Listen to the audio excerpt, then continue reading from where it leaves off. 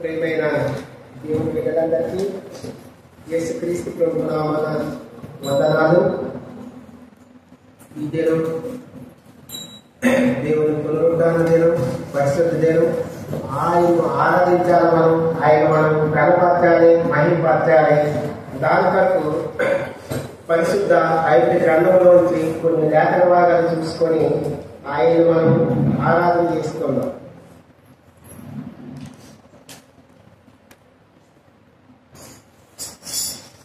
Bible గ్రంథం, పరిశుద్ధ Bible గ్రంథంలోంచి కొన్ని లేఖన భాగాలు చూసుకుందాం. యెషయా గ్రంథము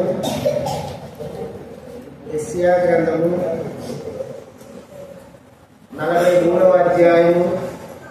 యెషయా గ్రంథము 43వ అధ్యాయము 19వ వచనము అందరము కలిసి చదువుకున్నాం. యెషయా గ్రంథము 43వ అధ్యాయము 19వ వచనము అందరం కలిసి చదువుకున్నాం. Page number 605. యెషయా గ్రంథము 43వ అధ్యాయము 19వ వచనం. ఇదిగో నేను ఒక నూతన క్రియ చేయుచున్నాను, ఇప్పుడే అది మొలుచును, మీకు దాని అనుసరింపరా. నేను అరణ్యములో త్రోవ కలగజేసి ఉన్నాను, ఎడారిలో నదులు పారజేసి ఉన్నాను. ఇదిగో నేను ఒక నూతన క్రియ చేయుచున్నాను. నూతన క్రియ. దేవుడు నా జీవితంలో యేసుక్రీస్తు ప్రభువారు ఈ లోకానికి వచ్చి ఒక నూతన క్రియ చేసి ఉన్నాడు. ఎలాంటి క్రియ అమ్మా? నూతనమైనది, కొత్తది, ఇంతకుముందు మనలో లేనిది. నూతనమైనది అంటే కొత్తది. నూతనంగా కొనుక్కున్నామంటే వస్తువు నూతనం అంటే లేనిది మనం కొనుక్కున్నాం కదా. నూతన క్రియ, మనలో లేని క్రియలు ఆయన చేశాడు. మనలో ఎలాంటి క్రియలు లేవు, నూతనమైన క్రియలు. యేసుక్రీస్తు ప్రభువారు ఈ లోకానికి వచ్చి నా జీవితంలో ఎలాంటి నూతన క్రియలు చేశాడు అనేది మన అవసరం. దేవుని నడిపింపు కొరకు చిన్న ప్రార్థన చేసుకుందాం. పరిశుద్ధుడా, ప్రేమ కలిగిన ప్రియ పరలోకపు తండ్రి, యేసయ్యా నీకు స్తోత్రాలు, వందనాలు, స్తుతులు చెల్లించుకుంటున్నాము రాజా. ఈ దినం ప్రభా, నీకు పునరుద్ధాన దినంలో ప్రభా నిన్ను ఆరాధించి గణపరిచి మహింపరచడం వరకు కొన్ని మాటలు, కొన్ని లేఖన భాగాలు ప్రభా యేసయ్యా మా ముందు ఉంచండి ప్రభా. ఇక్కడ కూర్చున్న ప్రజలకి ప్రభా బోధించే యోగ్యత, జ్ఞానం లేని వాళ్ళని ఒప్పుకుంటూ, నీ పాదాలు పట్టుకుంటూ, అయోగ్యతను ఒప్పుకుంటూ, నీ ఆత్మ అభిషేకం నా పైన ఉంచి ప్రభా నీ మహిమతో నింపమని, నీ ప్రజలైన నాతో మాతో మాట్లాడమని ప్రభా, నేను ఎలాగ ఆరాధన చేయాలో, ఎలా గణపరచాలో ప్రభా, మహింపరచాలో మాకు తెలియపరచమని, మాలో జరిగించిన నూతన క్రియల ద్వారా మాతో మాట్లాడి సాయం చేయమని, సమస్త ఘనత మహిమా ప్రభావాలు పొందుకోమని నజరైన యేసుక్రీస్తు నామములో అడిగి బతిమలాడి వేడుకుంటున్నాము పరలోకపు తండ్రి. యెషయా గ్రంథము 43వ అధ్యాయము 19వ వచనము మరొకసారి చదువుకున్నాం. ఇదిగో నేను ఒక నూతన క్రియ చేయుచున్నాను, ఇప్పుడే అది మొలుచును, మీరు దాన్ని ఆలోచింపరా. నేను అరణ్యములో త్రావ కలగజేసి ఉన్నాను, ఎడారులు నదులు పారజేసి ఉన్నాను. యేసుక్రీస్తు ప్రభువారు ఈ లోకానికి వచ్చి నీలో నాలో మన జీవితాల్లో ఆయన జరిగించే నూతన క్రియలు, ఆయన జరిగించే నూతన క్రియలు ఏంటో చూద్దాం. యెషయా గ్రంథము 43వ అధ్యాయము 3వ వచనం చదవండి, దగ్గరగా చదవండి. నేను దేవుడను,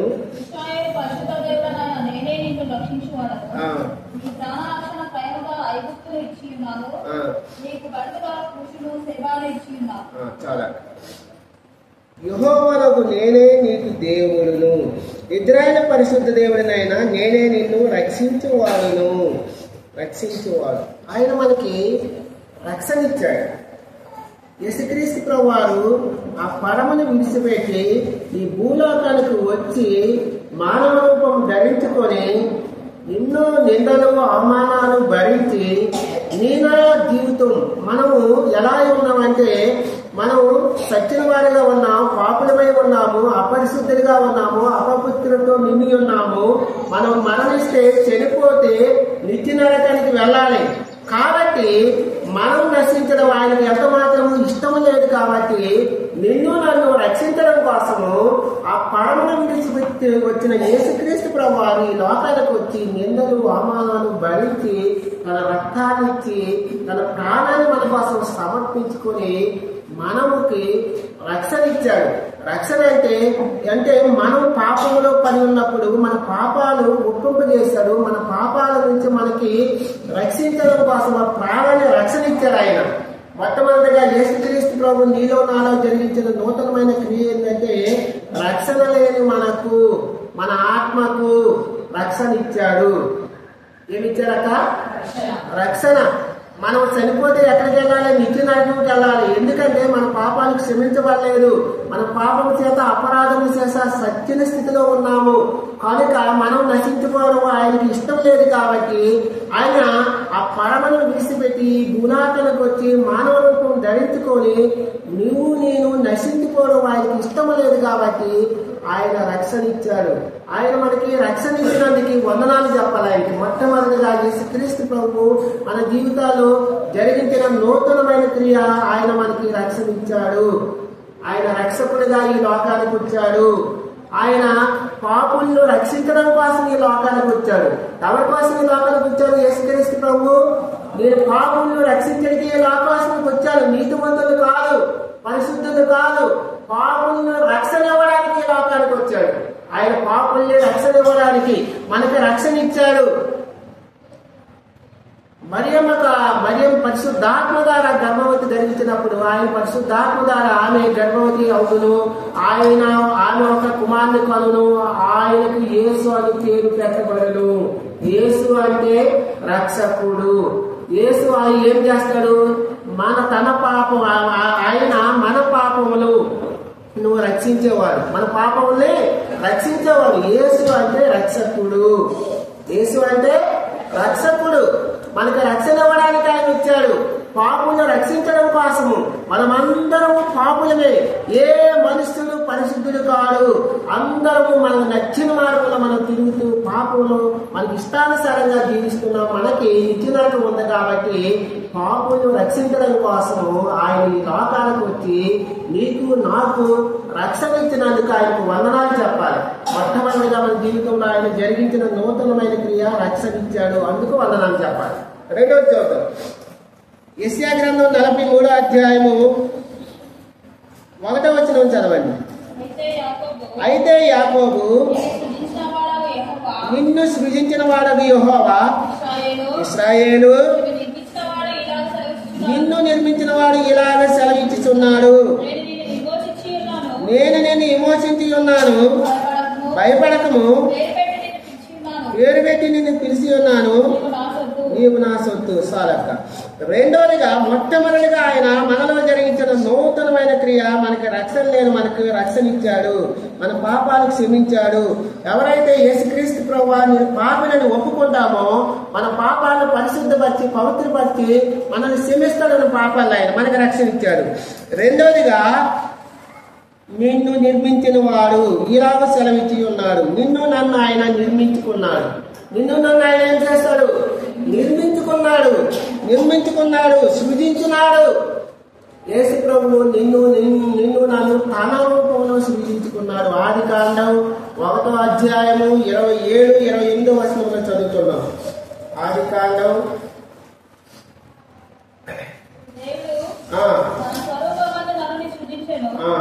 దేవుని స్వరూపమందు వారిని సృజించెను. స్త్రీనిగాను పురుషునిగాను వారిని సృజించెను. ఎందుకు సృజించుంటారక్క? ఎందుకంటే కిందనే ఉంది, దేవుని వారిని ఆశీర్వదించను. ఎట్లనగా మీరు ఫలించి అభివృద్ధి నుండి విస్తరించి భూమిని నిండించి దాన్ని లోపరుచుకుని. దేవుడు నిన్ను నన్ను సృష్టించాడు, తన రూపంలో సృజించాడు. దేవుని స్వరూపంలో నిన్ను నన్ను సృజించుకున్నాడు. రెండోది నిర్మాణం చేసుకున్నాడు. ఎందుకు? మనల్ని ఆశీర్వదించి మీరు ఫలించాలి, మనం ఫలించాలని, మనం విస్తరించాలని, మనం ఫలించాలని, అభివృద్ధి పొందాలని, విస్తరించాలని, భూమిని నిందించి దాన్ని లోపరుచుకోవాలని.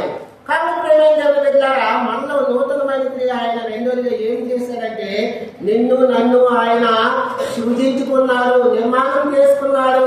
తన పోలిక చొప్పున నరుని తన పోలిక చొప్పున సృజించాడు.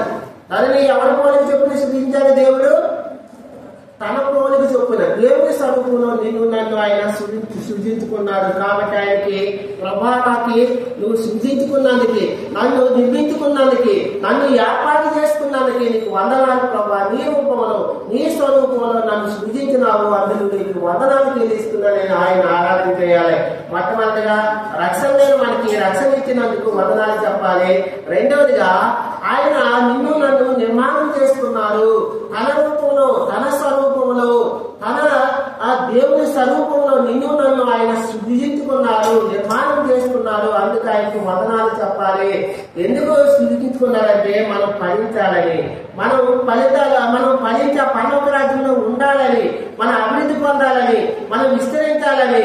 ఆయన దూరదృష్టి కలిగిన అనంత జ్ఞానైన దేవుడు నేను మనం ఫలించి ఫలాలు పొందుకోవాలని, ఆత్మ ఫలాలు పొందుకోవాలని ఆయన నిన్ను నన్ను నిర్మాణం తీసుకున్నాడు, సృజించుకున్నాడు, ఏర్పాటు చేసుకున్నాడు. యెషయా గ్రంథం 44 వాటిలో కూడా ఉంటుంది.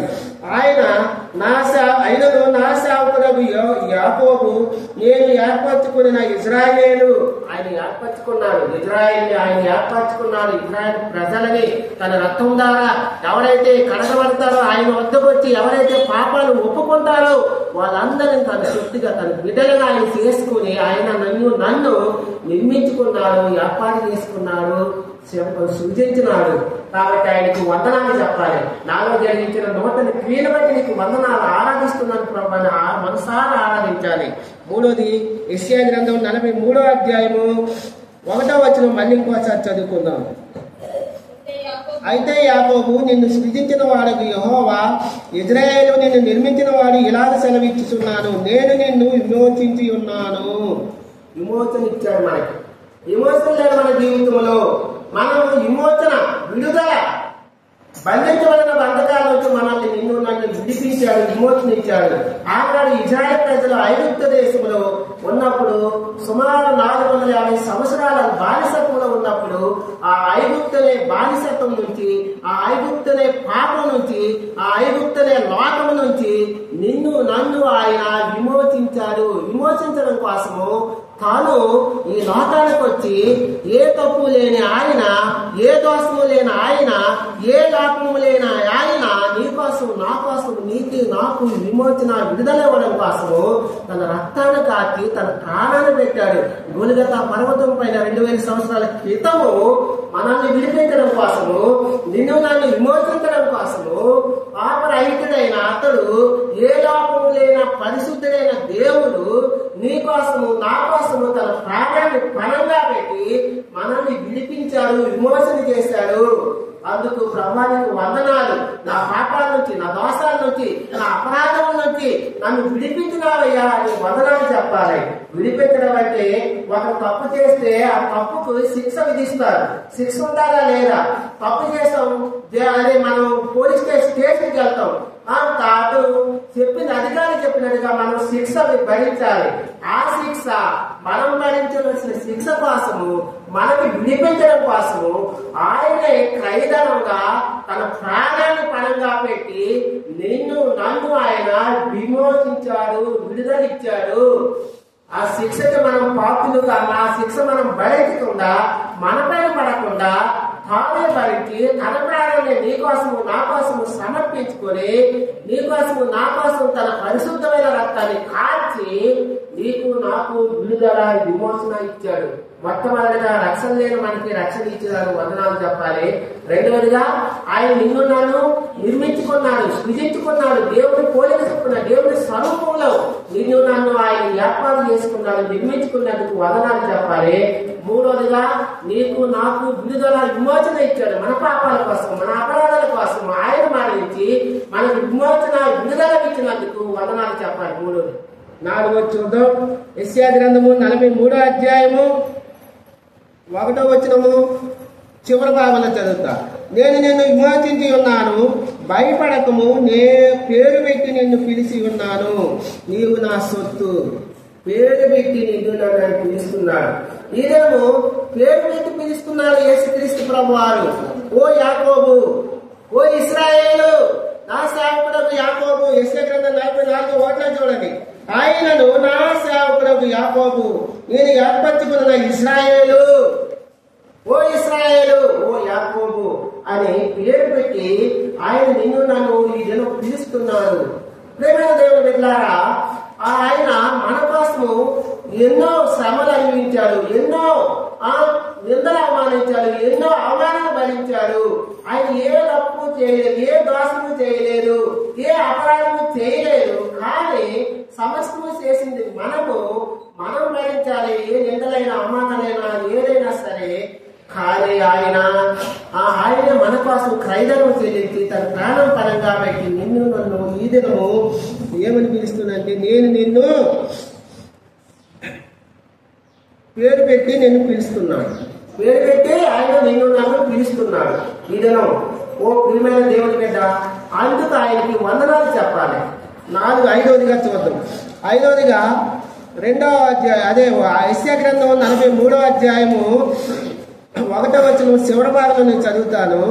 భయపడకము, పేరు పెట్టి నేను పిలిచి ఉన్నాను, నీవు నా సొత్తు.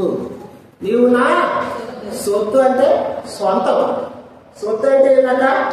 సొంతం. ఈ బైబిల్ నా సొత్తు అంటే నాది. మీ చేతిలో ఉన్న బైబిల్ మీది, మీ సొత్తు. కాబట్టి 5వదిగా నీవు నా సొత్తు. మనల్ని ఆయన సొత్తుగా చేసుకున్నాడు. ఎట్లా సొత్తుగా? సొంతంగా, సొంత కుమార్తెగా చేసుకున్నాడు. ఎట్లాగో తెలుసా?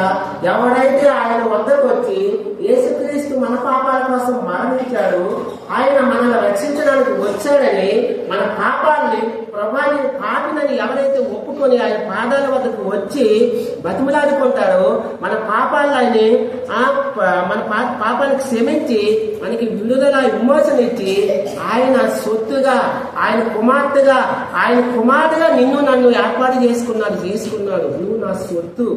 ఆయన మనల్ని తన సొత్తుగా, తన స్వరక్తం ఇచ్చి నిన్ను నన్ను ఆయన సంపాదించుకున్న సంఘం అంటే యేసుక్రీస్తు ప్రభు రక్తం ద్వారా ఎవరైతే పాలు పంపులు పొందుతారో, ఆయన వద్దకు వచ్చి ఎవరైతే ప్రభాని పాపినని ఒప్పుకుంటారో, రక్షింపబడి పాపాలకు క్షమించబడి మానవసి పొంది బాప్తిసం తీసుకొని ఆయన శరీరంలో పాలు పంపులు పొందుతారో వాళ్ళందరూ ఆయన సొత్తుగా చేసుకున్నాడు. ఈ దినము నువ్వు నన్ను ఆయన మనం దూరస్థలంగా ఉన్న మనల్ని సమీపస్తులుగా చేసుకుని ఈ దినం ఈ సన్నిధిని నడిపించి దేవుని పాదాల సన్నిధికి వచ్చి ఆయన గణపరచడానికి, ఆయన ఆరాధన చేయడానికి ఆయన సొత్తుగా, ఆయన కుమారుడుగా నిన్ను నన్ను ఏర్పాటు చేసుకున్నాడు.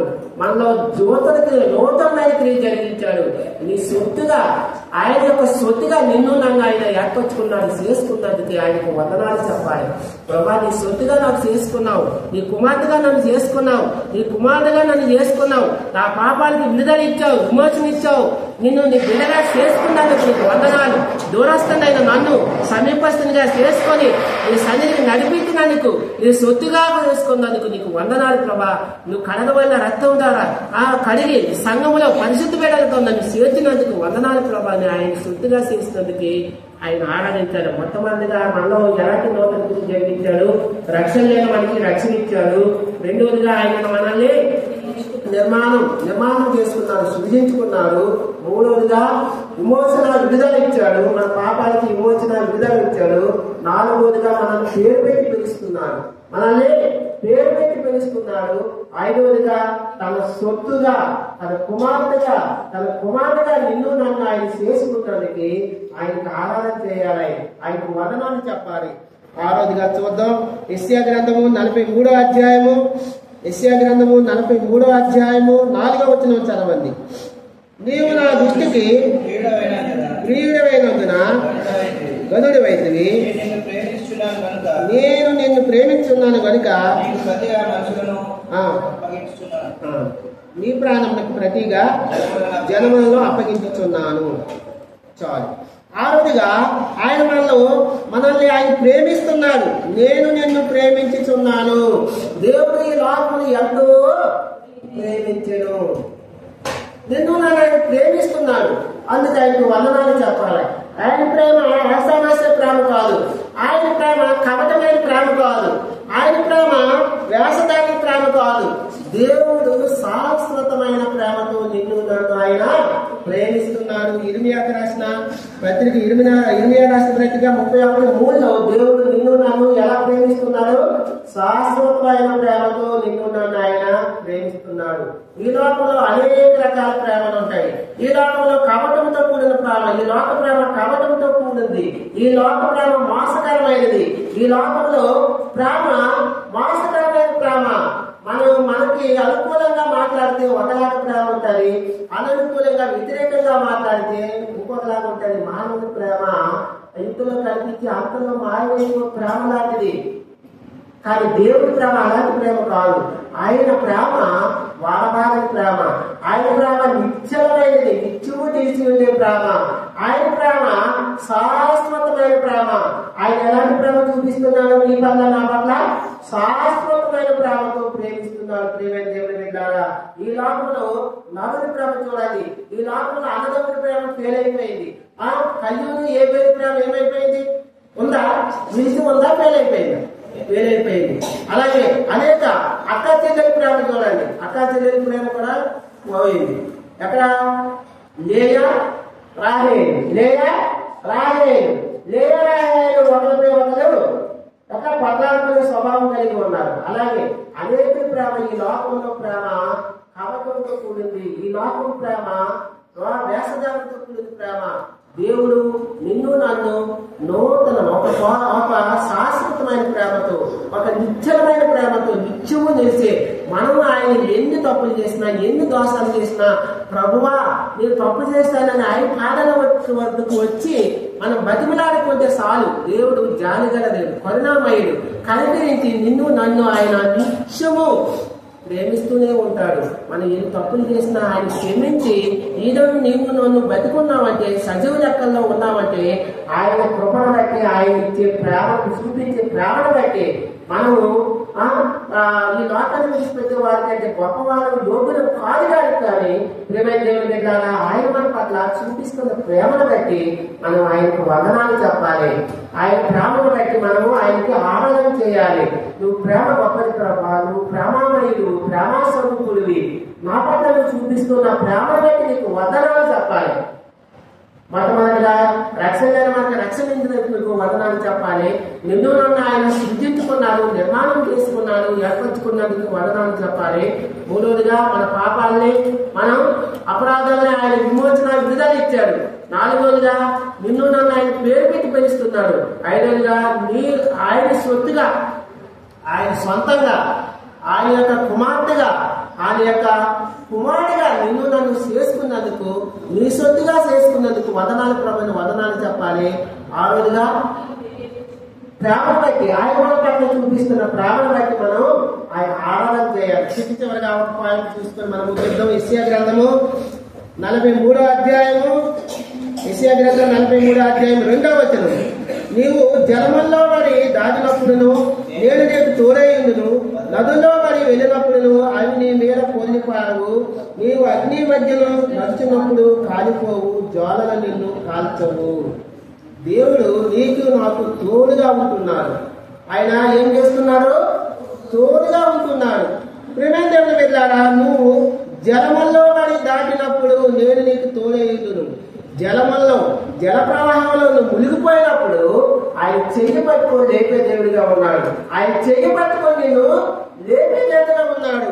అలాగే నదుల్లో నుండి మరి వెళ్ళుతున్నప్పుడు అవి నీ మీద పొర్లిపారవు. నదులు కూడా నీ మీద పొర్లిపారవు. అంటే నదులు లాంటి భయంకరమైన అపాయకరమైన పరిస్థితిలో ఉన్నప్పుడు కూడా, నువ్వు మునిగిపోయే స్థితిలో ఉన్నప్పుడు కూడా, ఈ లోకంలో నశించిపోయే స్థితిలో ఉన్నప్పుడు కూడా, ఆర్థిక పరిస్థితులు బట్టి కావచ్చు, మన గృహంలో అసమాధానాలను బట్టి కావచ్చు, ఏ పరిస్థితుల్లో ఉన్నా, అనారోగ్య పరిస్థితిలో ఉన్నా, నువ్వు నశించిపోయే స్థితిలో ఉన్నా, నువ్వు కష్టాల్లో ఉన్నా, ఏ స్థితిలో నువ్వు ఉన్నా, ఆయన నీకు తోడుగా ఉంటున్నాడు. ఆయన నీకు తోడుగా ఉంటున్నది. నాకు తోడుగా ఉంటున్నావు, నా కుటుంబానికి తోడుగా ఉంటున్నావు. భయానకమైన పరిస్థితులు కూడా నేను ప్రయాణం చేసిన నాకు కాపలాగా ఉంటున్నావు, నాకు తోడుగా ఉంటున్నావు. యేసయ్యా నీకు వందనాలు, నీకు వందనాలని ఆరాధన చేయాలి. ఇదే అధ్యాయంలో 5వ వచనంలో చదవండి. భయపడకము, నేను నీకు తోడై ఉన్నాను. ఆయన అనుగ్రహాల అన్ని క్షణాల్లో, ఏ స్థితిలో, ఏ మరణకరమైన పరిస్థితులు వచ్చినా, ఏ అనారోగ్య పరిస్థితులు వచ్చినా, ఏ ఆర్థిక క్షోభం వచ్చినా, పరిస్థితులు వచ్చినా, ఆయన నీకు నాకు తోడుగా ఉంటూ, తోడుగా నీడగా ఉంటున్నాడు. అందుకు ఆయన వందనాలు చెప్పాలి. ఆనాడు ఇజ్రాయేల్ ప్రజలు ఐగుప్తు నుంచి తిరిగి వచ్చినప్పుడు అటుపక్క వెనక నుంచి ఫరో సర్వ సైన్యము తరుముతున్నప్పుడు ప్రజలందరూ ఎర్ర సముద్రం దగ్గరికి వచ్చినప్పుడు భయపడుతున్నారు. వెనక నుంచి శత్రువులు వస్తున్నారు. ముందేమో సముద్రము ఎటుపోవాలో తెలియని స్థితిలో ఉన్నప్పుడు భయపడుతున్నప్పుడు, అప్పుడు మోసేతో దేవుడు మాట్లాడి, మోసేని కర్రని ముందుకి చూపమన్నాడు. నీటిపై చూసినప్పుడు ఎర్ర సముద్రాన్ని బయట పాయగా తీర్చి ఆడిన నేలపైన ప్రజల్ని నడిపించిన దేవుడు, నీకు నాకు తోడుగా ఉన్న దేవుడు, యాకోబుకు తోడుగా ఉన్న దేవుడు, యోసేపుకు తోడుగా ఉన్న దేవుడు, యోసేపు జైల్లో ఉన్నప్పుడు కానీ, పోతిఫారు ఇంట్లో కానీ తోడుగా ఉన్న దేవుడు, యాకోబుకు తోడుగా ఉన్న దేవుడు నీకు నాకు తోడుగా ఉంటున్నాడు. ప్రభా, నాకు, నా కుటుంబానికి, సంఘానికి నువ్వు తోడుగా నీడగా ఉంటున్నందుకు నీకు ఆరాధిస్తున్నాను ప్రభా. మనసారా నేను గణపరుస్తున్నాను ప్రభా. ఆయన మన పట్ల చేసిన కార్యాలు బట్టి, మన పట్ల జరిగించిన నూతన క్రియలు బట్టి ఆయన మనం ఆరాధించాలి. మనము ఎంత భయానకమైన పరిస్థితిలో ఉన్నా సరే ఆయన తోడుగా ఉంటూ మనల్ని ఆ పరిస్థితుల నుంచి, ఆ స్థితి నుంచి మనల్ని తోడుగా నీడగా ఉంటూ ఒడ్డుకు చేర్చుతున్నందుకు ఆయన ఆరాధించాలి. యేసుక్రీస్తు ప్రభువు ఈ లోకానికి వచ్చి నీ పట్ల, నా పట్ల అనేకమైన నూతన క్రియలు చేశాడు. కొన్ని నూతన క్రియలు ఏం చేశాడంటే, రక్షణ లేని నీకు నాకు రక్షణ ఇచ్చాడు. అందుకు వందనాలు చెప్పాలి. రెండోదిగా నిన్ను నన్ను ఆయన స్వరూపంలో, తన స్వరూపంలో, తన పోలుకు చొప్పున నిర్మాణం చేసుకున్నాడు, నిర్మించుకున్నాడు, శుద్ధించుకున్నాడు. వందనాలు చెప్పాలి. మన పాపాలు, మన అపరాధాలను క్షమించి విమోచన విడుదల ఇచ్చాడు. వందనాలు చెప్పాలి. నీ పేరు పెట్టి నిన్ను నన్ను ఆయన పిలుస్తున్నాడు. అందుకు మనం ఆరాధన చేయాలి. తన సొత్తుగా నన్ను శోషించుకున్నందుకు, తన కుమారుడిగా నిన్ను నన్ను ఆయన ఏర్పాటు చేసుకున్నందుకు ఆయనకు వందనాలు చెప్పాలి. ఆరోదిగా ప్రేమిస్తున్నాడు. ఆయన ఎలాంటి ప్రేమతో ప్రేమిస్తున్నాడు? అనుదినము మనం ఎన్నో తప్పులు, ఎన్నో అపరాధాలు, ఎన్నో ఆయన మాటకి వినకపోయినా, లోబడకపోయినా ఆయన ప్రేమ స్వరూపుడిగా ఉంటూ, ప్రేమమైనగా ఉంటూ మనల్ని ప్రేమిస్తున్నందుకు, మన పట్ల తన ప్రేమను కనపరుస్తున్నందుకు, యేసుక్రీస్తు ప్రభువారు ప్రేమ స్వరూపుడు ఈ లోకాన్ని ప్రేమిస్తున్నట్టుగా నిన్ను, నన్ను, తన బిడ్డలందరినీ ఆయన ప్రేమతో ప్రేమిస్తున్నందుకు, ప్రభా నువ్వు నా పట్ల చూపిస్తున్న ఆ నిష్కపటమైన ప్రేమ, ఆ ఆ బట్టి నీకు వందనాలు, ఆ శాశ్వతమైన ప్రేమను బట్టి నీకు వందనాలు ఆరాధిస్తున్నానని ఆయన గణపతి వారిగా ఉండాలి. 7వదిగా ఆయన మనకు తోడుగా ఉంటున్నాడు. ఏ భయంకరమైన పరిస్థితిలో మనం నడిచినా ఏ స్థితిలో ఉన్నా ఆయన నీకు నాకు తోడుగా ఉంటున్నందుకు ఆయన ఆరాధన చేయాలి. అందుకు వందనాలు ప్రభు అని ఆయనకు వందనాలు చేయాలి. దేవుడి కొద్ది మాటలు కలిగిలో దీవించును గాక.